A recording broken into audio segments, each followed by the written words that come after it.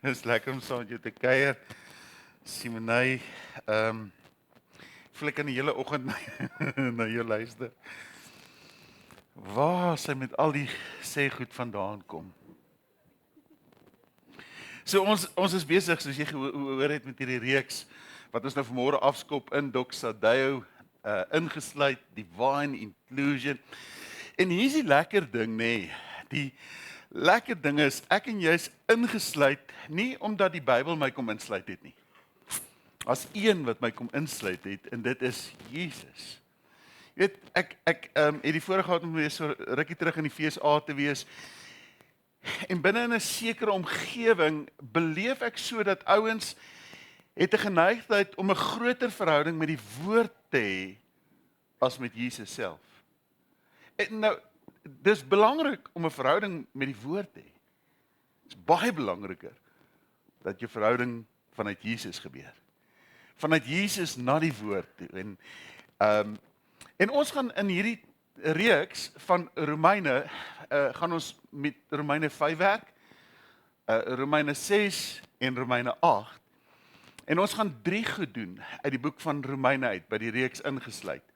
Dit gaan wees wat Christus vir my gedoen het. So vanmôre gaan ons daarna kyk. Wat Christus vir ons kom doen het.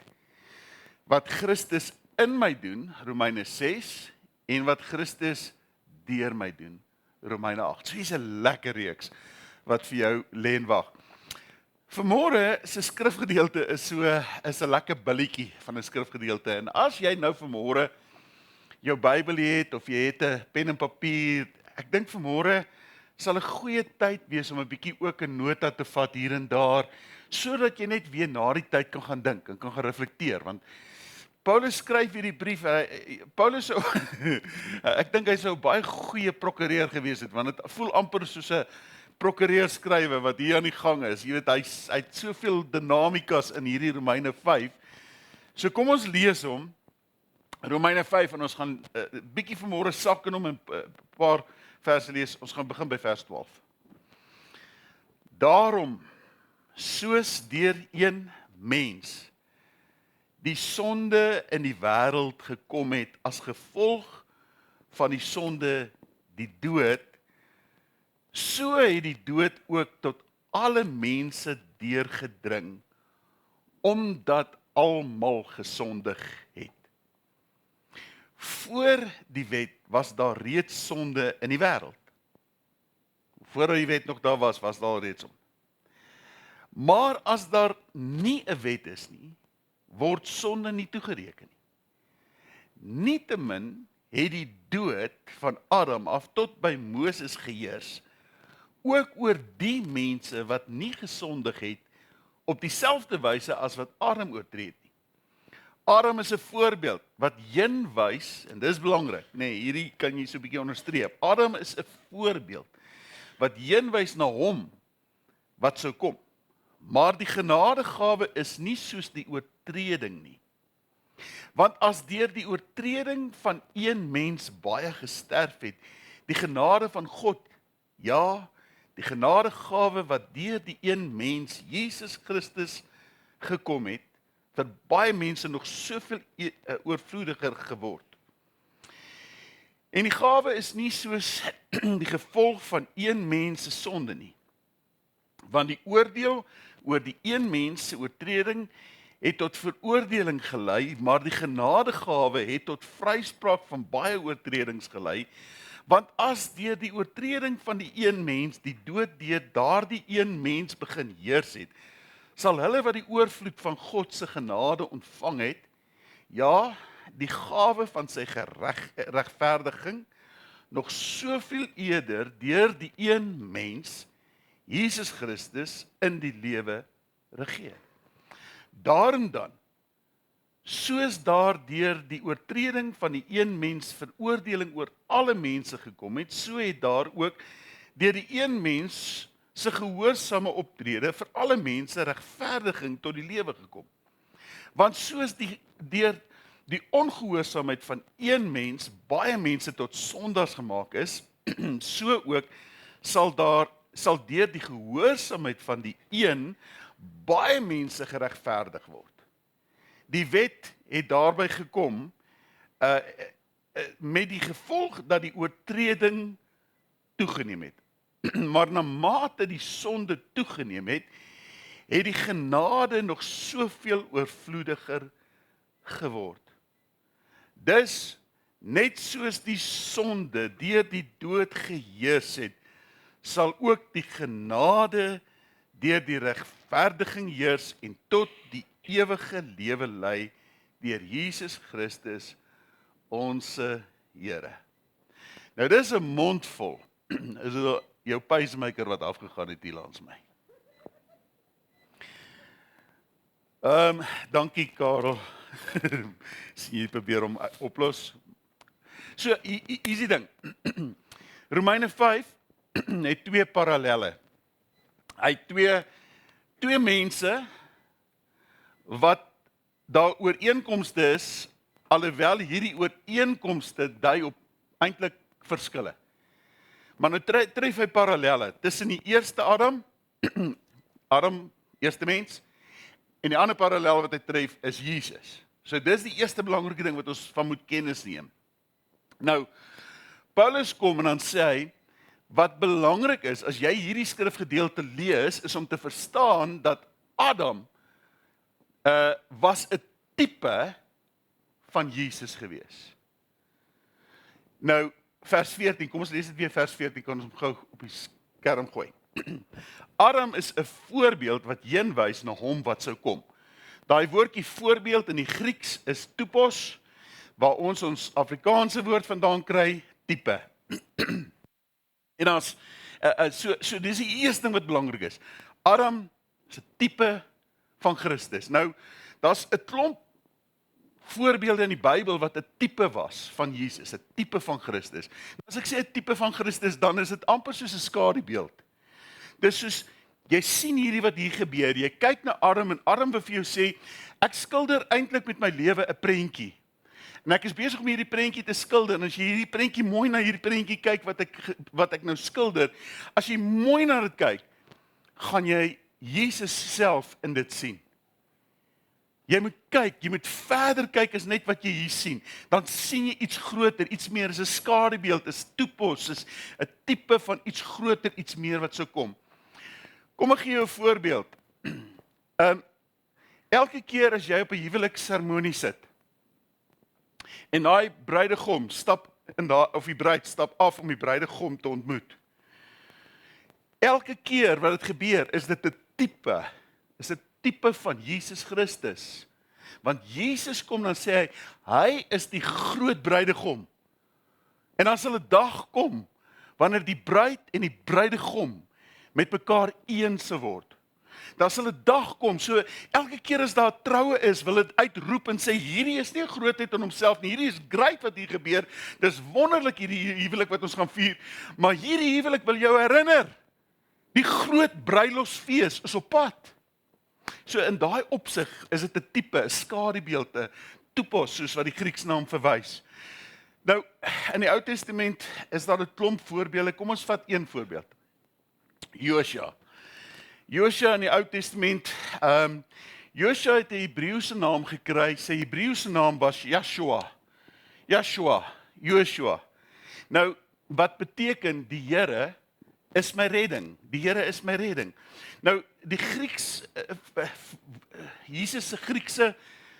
Jesus, kom ek staan net so, is net 'n Griekse vertaling van die oorspronklike Hebreëse. Die oorspronklike Hebreëse naam van Jesus is eintlik Yeshua. En skielik sien jy, wow, maar okay, tussen Joshua en Jesus is daar 'n ooreenkoms. Daar's hierdie tipering, daar's 'n skadubeeld. Dis amper asof hy daar wil kom sê, as jy na Joshua kyk, sien jy iets van Jesus. Hy's 'n tipe van hom. So die eerste ooreenkoms vind ons klaar in sy naam, Jesus, Joshua, Yeshua, die Here is my redding. Dan sien ons die tweede ding in Joshua is, Joshua het Moses opgevolg. Nou, arme ou Moses, nee. Daai ou vat 'n moeilike volk. En hulle is 400 jaar in slawerny, in Egipte. Nou moet hulle uit Egipte land uitgelei word. En die Here kies vir Moses om dit te doen. En dan word Moses nie toegelaat om hulle in die beloofde land in te vat nie. Ons dink, joh, dis 'n bietjie onregverdig, na alles wat hy moes deurgaan, nê. Na 40 jaar in die woestyn, die mense tog voel, jy weet, joh, as die Here nou nie 'n bietjie, want jy onthou mos die storie nie, Moses verloor sy koel en hy slaan daai rots in plaas van om met die rots te praat, so daar water kan uitkom en net een keer verteenwoordig hy God nie goed nie. En dan sê die Here vir hom, okay, jy gaan nie die volk in die beloofde land invat nie. En ek en jy sal dadelik wonder, ja, is dit nie 'n bietjie wild nie? Nie meer erg nie, maar hier's iets groter aan die gang. Hier's iets meer aan die gang as wat ons verstaan, want Joshua was 'n tipe van die wet gewees. Nie Joshua nie, Moses. Moses was 'n tipe van die wet. Moses het die wet verteenwoordig. Die eerste 5 boeke is deur Moses aangeteken. Die wet is vir Moses gegee. Moses het reg deur die skrif, dan verteenwoordig Moses die wet. Moses was 'n tipe van die wet en die beloofde land, so beperkend soos wat dit kan wees, was 'n tipe van die hemel. Iets van so hierdie beloofde land vir die volk was ook nie 'n grootheid in homself nie. Dit was iets van God gaan vir julle iewerste vir mensdom 'n permanente blyplek, 'n permanente plek gee. Hierdie beloofde land is net 'n tipe van iets wat sal kom. 'n Reis is op na Kanaan ver oor die Jordaan. Onthou, ons het dit altyd gesing. En dan sing ons, wie van julle kan nou? Is net ek wat dit gesing het. 'n Reis is na Kanaan ver oor die Jordaan. O, ek is op my pad hemel toe. Maar my reis is waarheen toe? Op pad Kanaan toe. Nou is ek op pad hemel toe ook somme. Want hoekom? Dit was 'n tipe. Was 'n daar's iets wat hy geskilder het. En nou kom Moses en Moses word nie toegelaat om die volk in die beloofde land in te vat nie. Hoekom nie? Want God was besig om iets groter te skilder. Die wet kan jou nie in die beloofde land invat nie. Die wet kan jou nooit invat in God se koninkryk nie. Die wet het beperking, die wet gaan jou vat, maar daar's beperkings op dit. Daar's net een persoon wat jou kan invat in die koninkryk van God en dit is Jesus Christus en hy alleen. Hy is die weg en die waarheid en niemand gaan na die Vader behalwe deur sy seun Jesus Christus nie. Nou kom Romeine 5. Dan sê hy Adam is 'n tipe van Christus ook. Adam is ook 'n tipe. Maar nie gebaseer op ooreenkomste nie. Gebaseer op kontraste, op verskille. En hier's 'n groot ding wat ek vir jou wil sê. Luister. Wat Adam vir die mens kom ruïneer het. Wat Adam in sy ongehoorsaamheid kom ruïneer het vir die mens, het Jesus in sy gehoorsaamheid en sy dood aan die kruis kom herstel en herskep. Jesus het vir ons kom doen wat ons vir onsself nie kom doen het nie. Jesus het dit wat Adam ruïneer het Jesus vir ons kom herstel. En dit is die enigste keer wat Paulus sê dat Adam is 'n tipe van Jesus nie. Hy kom daar op 'n paar plekke. 1 Korintiërs 15. Miskien kan ons hom gou op die skerm kry. Sjoe, dit raak nou warm hier voor.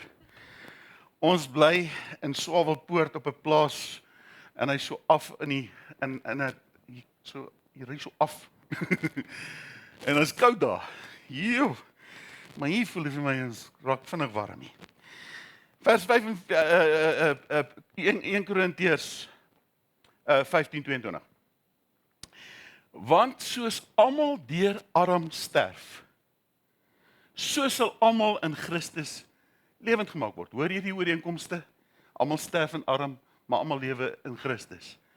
Nou gaan hy na vers 25 toe. 45 toe, skus tog. So staan daar immers geskryf, die eerste mens Adam het 'n lewende wese geword. Die laaste Adam, wie Jesus, het egter 'n lewendmakende gees geword. Die geestelike liggaam is egter nie eerste nie, maar wel die natuurlike menslike liggaam. Daarna kom die geestelike. Die eerste mens was uit die aarde en stoffelik, die tweede 'n mens uit die hemel.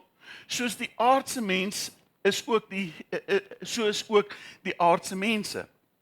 En soos die hemelse mens, so ook die hemelse mense. Soos ons die beeld van die stoffelike mens gedra het, hoor nou mooi, soos dat ons die beeld van die stoffelike mens gedra het, so sal ons die beeld van die hemelse mens dra. So uit hierdie ooreenkomste. Hy sê, daar's Adam, die eerste Adam, gesondig. Daar's 'n tweede Adam, hy was gehoorsaam geweest en elkeen se optrede het bepaalde gevolge gehad vir die menslike ras, vir die geslagte wat sal kom. En ek dink om dit regtig mooi te verstaan, is dit dalk belangrik dat ons net vinnig na Genesis toe sal teruggaan. Nou, ek vat julle na Genesis 2 toe. Daar in die 7de vers, dan sê hy, die Here het die mens gemaak uit die stof uit. En ek besef, manne, dis bewys. Vrouens, julle gaan saamstem, nê? 'n man is definitief uit stof gemaak. Kyk 'n bietjie as 'n man uit 'n bad uitklim. Daar sit altyd 'n randjie stof aan die bad. As 'n vrou uitklim, is die bad silwer skoon. Maar as 'n man uitklim, altyd 'n randjie stof. Maar met wat? Alright. So ons het dit uitgemaak. Dis waar. So en die Here het asem in hom ingeblaas en hy het lewend geword. Liggaam, siel, gees. En dan kom die Here en sê die Here, Adam, jy's vry. Jy's myne. Ek het jou gemaak. En ek het vir jou hierdie tuin gemaak. Ek het vir jou hierdie paradys gegee en ek het vir jou al die diere gemaak. Jy kan hulle noem en jy moet oor hulle regeer en Adam, jy is vry. Jy's hier. Jy hoef nie in die oggend op te staan om 'n lewe te maak om te werk nie. Werk was altyd deel van God se plan gewees, maar nie om te oorleef nie. Dit was nie die intensie gewees om te werk, om te oorleef en ek moet dit nou doen en ek moet oorleef en nou is ek bekommerd oor 'n klomp goedes. Ek is bekommerd oor my verhouding met my skoonma, my verhouding met die belastingamptenare. Ek is bekommerd oor al daai goeders en ek is bekommerd oor verhoudings by die werk en of die bulle gaan wen of nie gaan wen nie. Dit was nooit bedoel om so te wees nie. Dit was bedoel dat jy die lewe sal geniet het. Jy was nie eens veronderstel om bekommerd te wees oor 'n aftreeplan nie. Gaan jy dit kan maak? Gaan jy kan aftree nie? Die Here het hom aan mekaar gesit en Adam, hier's dit, geniet dit. Jy's vry. Hier's die bome, hier's die tuin, hier's alles. Geniet dit. En jy mag van alles eet behalwe van een. Net een. Maar jy's vry. Nou, ons ken die storie hoe dat die Here gesê het, as jy van hierdie een boom sal eet, die boom van kennis van goed en kwaad, sal jy sekerlik sterf. Ons weet Adam en Eva het daarvan geëet en ons weet hulle het nie dadelik gesterf nie, maar hier's wat ons weet. Die sterfproses was geaktiveer die oomblik toe hulle eet. Dat iets gebeur. Jy weet, ek kyk nou na julle Life Center, wie het op die Life Center gepraat? Erika. Ek kyk na die ad en ek dink vir 'n oomblik aan hierdie realiteit. Ek dink die rede waarom dit vir ons so traumaties is as iemand sterf, is omdat ons nooit aan mekaar gesit is. Die oorspronklike intensie met die mens was nooit om te sterf nie. Jy's nie gewire nie. Dis nie in jou ingeskryf nie. Jy's nie gemaak daarvoor nie. Daarom dink ek is dit so verskriklik moeilik as jy iemand in die dood verloor. Ek dink dit is selfs moeilik vir hulle wat sterf. Ek bedoel Paulus wat al hierdie briewe vir ons skryf. Hy skryf in Korintiërs en sê as ek dink aan die dood dan weet ek is my beter om te gaan, heen te gaan, is my ver beter. Dan sê ek sug en voel beswaard. Hoekom sug jy en hoekom voel jy beswaard, Paulus? Hy sê omdat ek eerder nie wil heen gaan nie. As God my eerder kan oorklee as wat as God net my kan kom vat. As ek nie die pad van die dood moet stap nie. Hy skryf die dood is soos 'n vreemde, verhandige mag. Dis altyd hierdie vreemde en ek dink in ons oorspronklike skepingsdoel toe God die mens aan mekaar gesit het, het hy dit nie in die mens ingeskryf nie. Maar dank die Here is as nie asof God nou verras was oor dit nie en jette, nou het ek 'n fout gemaak nie. God het daarom ook vir ons sy gees gegee. Die trooster. Die een wat by ons sal wees, die een wat die seer en die stikkend sal kom heel in ons lewe, die een wat daar sal wees.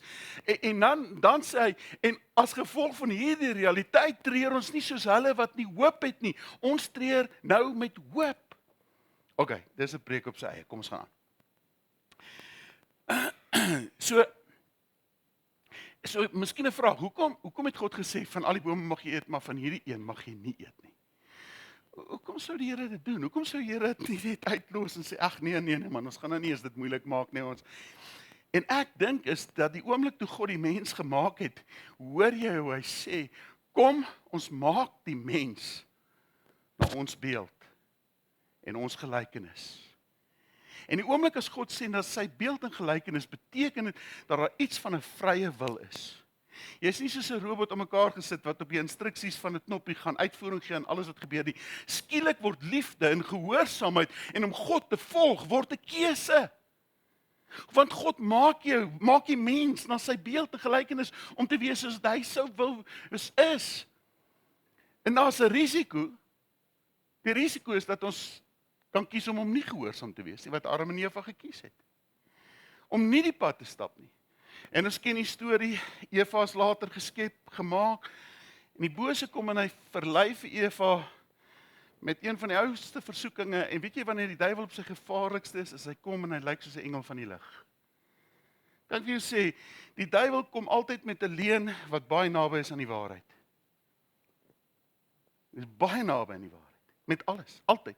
Jy moet baie mooi luister, om te sien wat is waar en wat is nie waar nie. Hy kom nooit met 'n leuen totaal teenoorgestel nie. Dit is baie naby aan die waarheid. Baie naby. En wat hy eintlik vir Eva op daai stadium sê is, ek dink God hou 'n bietjie terug op julle, want God weet, as julle van hierdie boom eet, sal julle soos hy wees, en julle kan onderskei tussen goed en kwaad, en toe draai sy en sy gee vir Adam, waar was Adam? Sy het na hom toe gedraai, sê die Bybel. Sy gee vir hom die vrug, om ook van te eet. Waar was Adam? Reg langs haar gewees. En hy het niks gedoen om haar te beskerm nie. En dis die hartseer vandag, is dat ons baie keer in ons huwelike, dat daar nie goed ingebou is wat ons in mekaar se lewe inkyk, en mekaar kan adresseer, kan sê, kom ons beskerm mekaar, kom ons bewaar mekaar, kom ons beskerm mekaar. So, toe Adam die Here teleurgestel het en ongehoorsaam was aan God, het daar 'n skuif gekom. Dit klink nou verskriklik, maar hoor gou mooi. Daar het 'n verskywing gekom in die genetiese samestelling van die mens. Iets het gebeur. Want van daardie oomblik af het Adam en Eva met hulle ongehoorsaamheid in sonde ingeklim. En die hele karakter van hulle menswees van wie hulle was, skielik as hulle nou kinders in die wêreld sou bring, is dit kinders wat nie in God se heerlikheid gebore word nie, maar wat in sonde gebore word. Dis die effek, dis wat hy vir ons sê, die effek van die eerste Adam, omdat hulle gesondig het. Sou elkeen wat daarna uit Adam gebore word, ook gesondig het. Sal uit in sonde gebore word. Dan kom Romeine 3:23 en hy bevestig maar net dit. Hy sê almal het trouens gesondig en die eer aan God ontbreek by hulle, almal. En luister, kom ek sê net gou dit. Hierdie is 'n bietjie speel met woorde. Maar luister net gehoor wat ek nou sê. Voordat jy nou Jesus aangeneem het. Ek praat nou van voor dit, nê? Praat nie van nou nie. Voordat jy Jesus aangeneem het. Jy was nie 'n sondaar omdat jy sonde gedoen het nie. Jy het sonde gedoen omdat jy 'n sondaar was. Klink naby mekaar. Wesenlike verskil. Jy sien dit was in jou natuur. Dit was daar. Hy daar lêplek kom maak as gevolg van Adam en Eva het hy gekom en skielik kom ons agter die effek van hulle ongehoorsaamheid het 'n sonde effek gehad regdeur op die mensdom en net 'n voorbeeld. Ek het ook kinders gehad. En ek het baie vinnig ontdek jy hoef nie vir 'n 3-jarige kind somtyds te leer om nie 'n tantrum te gooi nie. Dit kom van self. En partykeer is hulle sommer van self synig op hulle speelgoed. En partykeer ek het nog nooit van my dogter of seun geleer om 'n leuen te vertel nie. Dit het sommer net self gebeur. Dit het self gebeur. Daar's iets wat net natuurlik kom. En dis die probleem. Is dat die mens kom op 'n plek waar almal nou sondig en almal ontbreek hulle aan die perfekte standaard van God. En hier's die probleem, wanneer jy ontbreek aan die perfekte standaard van God, wel, kan jy nie in 'n verhouding met hom staan nie. Jy kan nie in die beloofde land ingaan nie, jy kan nie in die hemele ingaan nie. Daar's hierdie beperkings en dis 'n verskriklike harde waarheid hierdie. Dis nou nie lekker om dit vanmôre te sê of te hoor nie, maar dis die waarheid. En daar is as ons God se oplossing verwerp vir die sondeprobleem van die wêreld, verwerp ons die enigste hoop wat ons het. En Jesus Christus is die enigste hoop. Hy is die enigste oplossing op die sondeprobleem van die wêreld. Daar is nie 'n ander oplossing nie. Dis net Jesus. En nou kom Romeine 5 en hy sê en hier is waar die laaste Adam tevoorskyn kom. Hier is waar Jesus tevoorskyn kom, die laaste Adam. En dan tref hy hierdie parallelle, maar is eintlik verskille nou, nê. Dan sê hy Jesus kom en Jesus, God het vir ons kom doen wat ons nie vir onsself kom doen nie. God se plan was dat ons nog altyd gered sal word.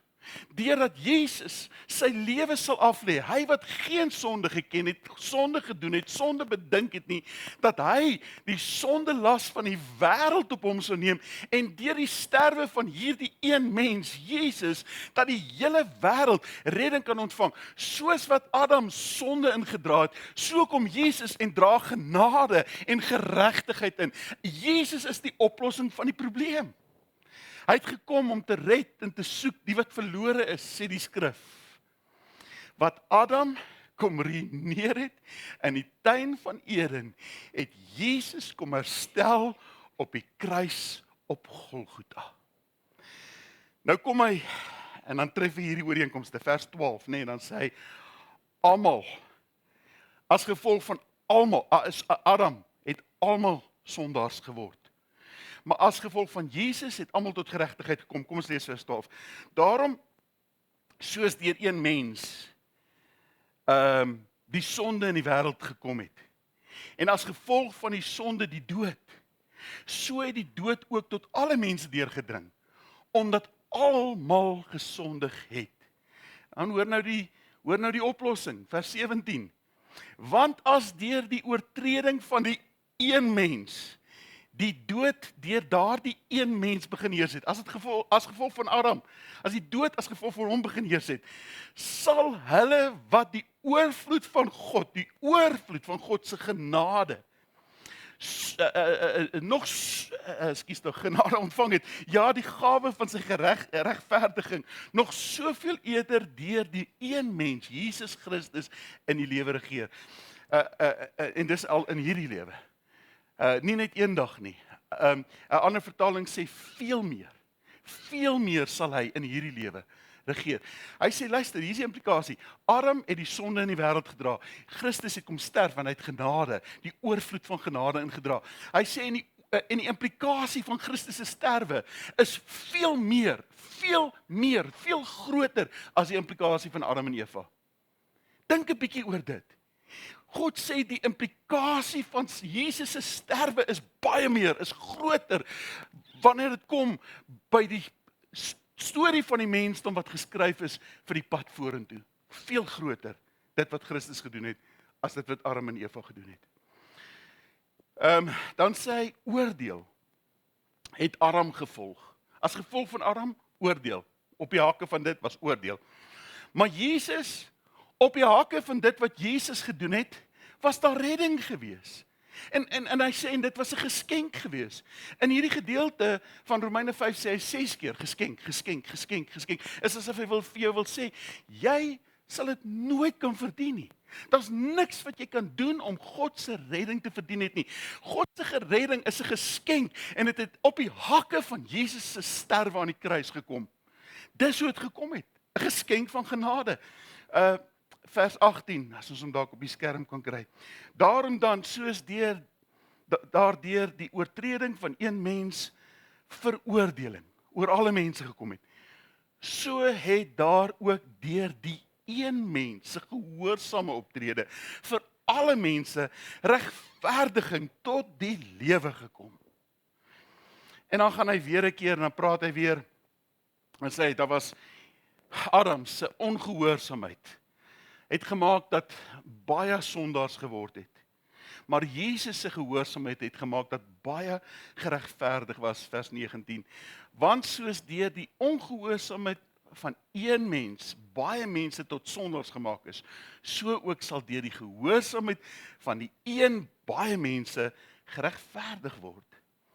En uiteindelik dan praat hy in daai gedeelte oor dood en oor lewe en oor sonde wat vermeerder. Ons het nou iets daarvan gesê, ek gaan kortliks nou iets weer sê. En dan wat Adam gedoen het, en dan weer 'n keer die effek van Adam se lewe, die sonde, die dood wat heerskappy voer het.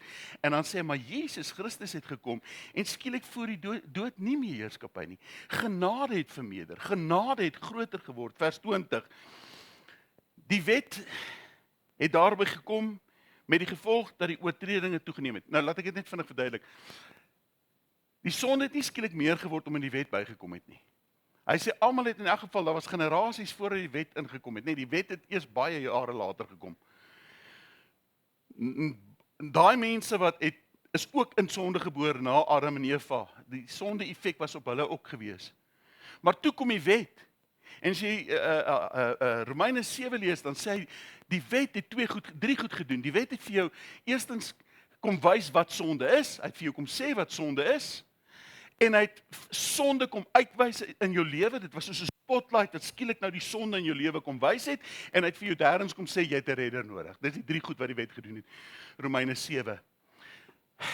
En in hierdie konteks sê hy dit sonde het meer geword. Dan lees ons verder. Maar na mate die sonde toegeneem het, het die genade nog soveel oorvloediger geword. So die wet het gemaak dat die sonde, die skuld van sonde, ek is skuldig, die belewenis van, ek is skuldig, ek is skuldig, ek is skuldig, dit het al hoe groter geword, die wet het dit kom aksenseer, maar toe kom Jesus, en toe word die genade oorvloediger.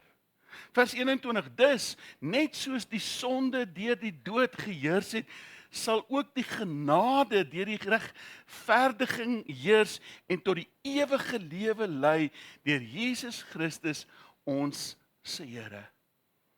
So as jy nou vanmôre hier sit en ons land hierdie diens en ons vra, so julle kan maar vorentoe kom Karel, hoor. Waarom is hierdie belangrik? Wel, ek dink is eenvoudig, want die feit is die presies dieselfde keuse wat vir jou gegee is, die vrye wil wat aan jou aangebied is. Dis dieselfde vrye wil wat aan Adam en Eva aangebied is. Vrye wil, 'n wil om te kan kies. En jy kan kies. En die Bybelse boodskap is, Jesus het dit kom oplos, ons moeilikheid. Die antwoord op die sondeprobleem van die mens lê in Jesus, en niemand anders nie. Hy is die oplossing, hy is die antwoord. En of jy kies hom, en as ewige lewe en genade wat vir jou deurbreek, of daar's die teenoorgestel, jy verwerp hom, en as oordeel wat sal ontkom, en party mense sal dalk sit en sê, maar dit klink nie baie na 'n keuse nie. Dit klink vir my meer na 'n ultimatum. En ek wil vir jou sê, as jy vanmôre dink dis 'n ultimatum, is omdat jy nie verstaan die desperate toestand van die mensdom nie. Die desperate toestand, as jy sonder God is, mag dit klink soos 'n ultimatum. Maar as jy verstaan wat Jesus vir jou kom doen het, As jy verstaan dat hy is jou enigste hoop, jy is die enigste pad van redding, hy kom herstel wat Adam kom opmors het vir almal, hy dit kom herstel, hy het vir jou lewe kom aanbied, dan word hierdie ultimatum 'n wonderlike uitnodiging. Weet, sê nie jy word geïdentifiseer met kanker, 6 maande oor om te leef. En dokter kom en hy sê, maar ek het vir jou 'n oplossing. Dis nuwe medikasie. As jy dit drink, sê jy gesond word. Jy gaan nie kom sê, ja dokter, dit klink 'n bietjie vir my na ultimatum en ek hou nie van ultimatums nie. Jy gaan 'n apteker se deur afklop. Dis hy gee vir my die oplossing. Gee vir my die genesing.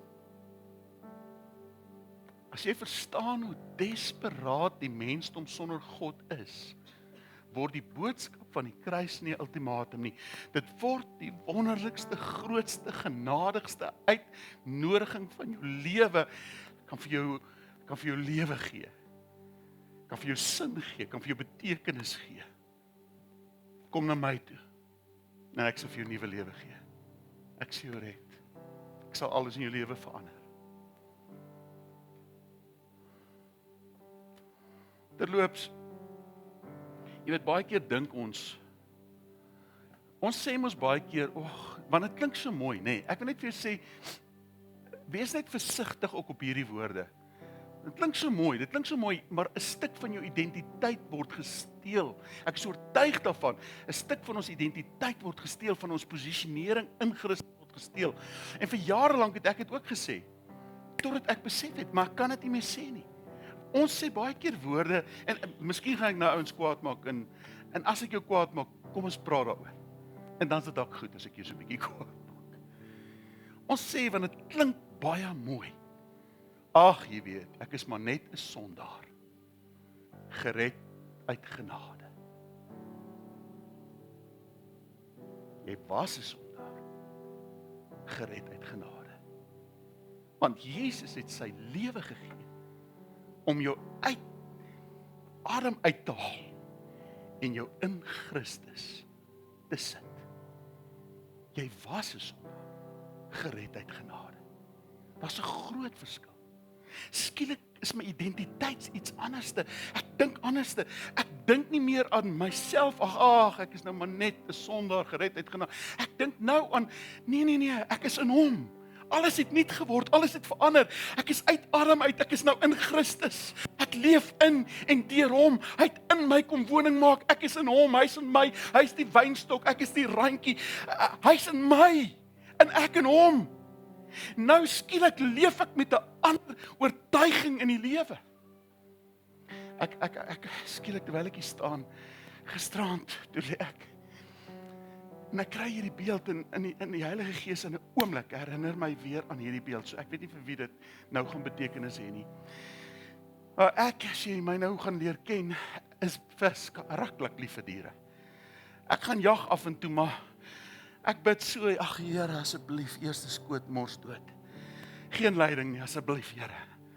En dan treur ek eers so rukkie oor die bok wat ek geskiet het, maar dit is so lekker om saam te kuier. So ek het 'n hond ook. Madison. Ons het haar aangeneem. Sy is 'n animondjie. Maar sy is my hart se punt, behalwe natuurlik vir my vrou. En in die aand, ek bedoel, nog nooit het dit gebeur dat 'n hond in ons bed slaap nie. En ons het 'n baie mooi mandjie gekoop vir haar, dat sy mooi op die grond moet lê. En dag 1, toe is daai reëls oorbreek, want toe spring Madison op die bed en toe is dit verby. Nou lê Madison met haar kop so in my arm vir my so en kyk, en sy stoot af poot hier deur my bene, dan gooi sy haar een poot hier om my nek en sy hou my so vas die hele aand. Ja. Maar gisterand dink ek terwyl Madison so in my arm lê, toe onthou ek toe ek haar net gehad het.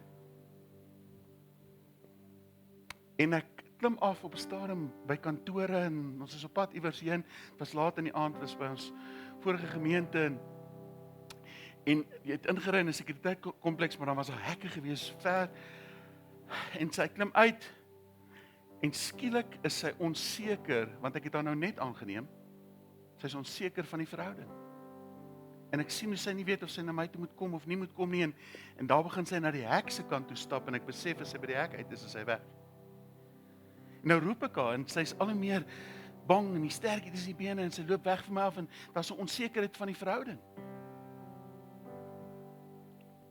Vandag lê sy pote deur my bene, poot om my nek, en as ek opstaan, is sy agter my aan, sy is my skaduwee, ek kan nie myself draai nie, sy is die heeltyd oralste by my. Wat het verander? Haar oortuiging van hoe lief ek vir haar is, dat ek haar baas is, wie ek is. En vanmôre het jy dalk nodig dat jou oortuiging van hoe lief God jou het, sal verander. Miskien is jy nog so onvrymoedig, jy is so bewus van jou gebrokenheid, en nou sê jy, ag, ek is maar net 'n sondaar, gered uit genade. Jy is nie, man. Jy is 'n kosbare kind van die allerhoogste God. Hy is joune, jy is syne. Hy leef in jou, jy leef in hom. Hy is joune, hy is jou huis. Hy het by jou kom woning maak, hy het nie sy tassies gebring, en dan môre trek hy uit as jy 'n foutjie maak nie. Hy kom blyplek maak, jy is syne, hy is lief vir jou. Jesus, die enigste oplossing vir die sondeprobleem van die mens. Die enigste oplossing vir 'n skeef getrekte identiteit, waar jy leef met twyfel. Is hy regtig lief vir my, is hy nie lief vir my, is hy lief vir my, is hy nie lief vir my nie. Hy wil hê, jy moet weet hoe lief hy vir jou is. En ek weet, daar's goed wat nie sin maak nie. Ouens, ek trust my, ek weet dit. Daar's die lewe gebeur, en daar's tawe goed wat gebeur in hierdie lewe, wat ons baie maklik wil laat kom twyfel, en dis net daar waar die bose inkom, en net so naby aan die waarheid kom hy, en hy saai twyfel. Jy is nie 'n sondaar gered uit genade nie. Jy is syne. Jy is sy eiendom. Jy is sy kind. En hy is jou God. Hy is jou redder. Alles het verander. Wat Christus, wat Adam vir ons kom opduiwel het in die tuin van Eden, het Christus aan die kruis op Golgotha vir altyd kom herstel. Veel meer is die implikasie van dit. En terloops, ek dink nie die hemel is die primêre beloning om Jesus aan te neem nie. Die primêre beloning om Jesus aan te neem is 'n lewende verhouding met almagtige God, wat sy arms om jou wil slaan en sê, is myne, is myne, is myne.